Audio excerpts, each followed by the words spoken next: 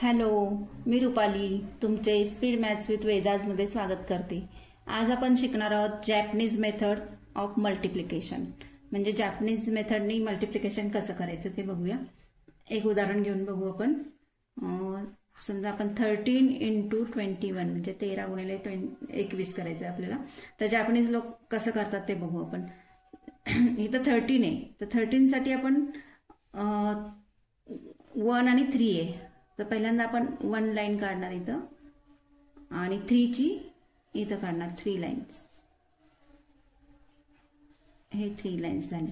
आता इथं किती आहे 21, 2 म्हणून आपण पहिल्यांदा उभ्या 2 लाईन काढणार आणि अजून एक 1 आहे 21 म्हणून उभी एक लाईन काढ। आता जिथं क्रॉस होत आहेत, जिथं मिळतात ते मोजायचं, म्हणजे 2 आले, हे 2 आले समजा, हे 1 2 3 4 5 6 झाले, हे 6 इथं 1 आला आणि हे 1 2 3 हे 3 आले। आता आपल्याला आन्सर कसं येणार मग, हे 2 आले, आता आपल्याला प्लस करायचं आहे, हे आणि हे प्लस करायचं आणि 6 + 1 7 आलं, तर आपलं आन्सर आलं 13 × 21 चं आन्सर आलं 273। समजलं? आपण अजून एक उदाहरण घेऊन बघूया म्हणजे समजेल तुम्हाला। 32 × 12 करायचं। आता 32 आहे म्हणजे 3 लाईन्स आपण आडव्या काढणार आणि 2 लाईन खाली येणार, हे 32 झाली। आता 12 आहे म्हणून 1 लाईन उभी येणार आणि इकडे येणार 2 लाईन्स।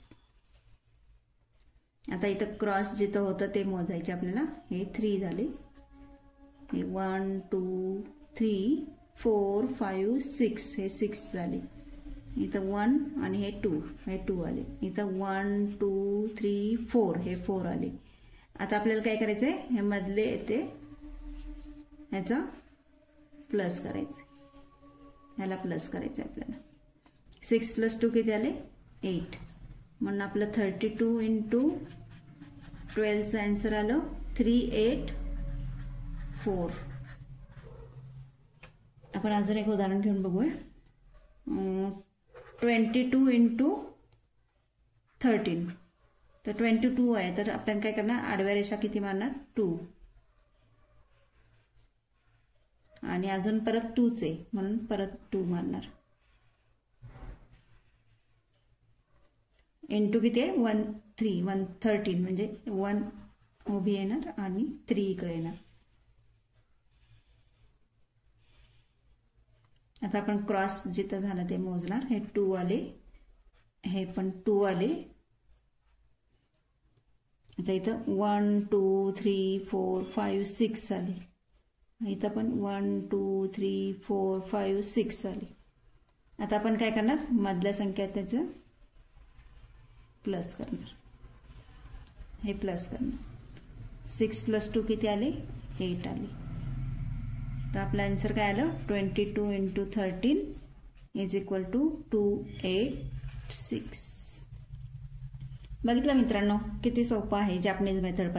पण ही मेथड आपल्याला खूप मोठी संख्या असेल तर वापरता नाही येणार, कारण आपण जर हे अशा रेषा काढल्या आणि मग आपण असं मोजायला लागलो तर ते आपल्याला समजणारच नाही। त्यामुळे छोट्या छोट्या संख्यांसाठी ही मेथड चांगली आहे।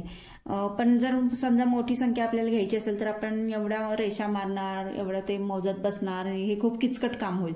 म्हणून आपण ही मेथड आपण फक्त छोट्या छोट्या अंकांसाठीच वापरू शकतो। तर ही मेथड पण तुम्हाला जर आवडली असेल तर तुम्ही माझ्या चॅनलला लाईक करा, सबस्क्राईब करा आणि शेअर करा, म्हणजे तुमच्या मित्रपरिवारातील, तुमच्या कुटुंबातील इतर सदस्यांना सुद्धा ही मेथड माहिती होईल आणि त्यांना त्याचा उपयोग सुद्धा करता येईल। माझा हा व्हिडिओ तुम्हाला आवडला असेल तर मला कमेंट करून सांगा आणि ही मेथड पण कशी वाटली ते सांगा।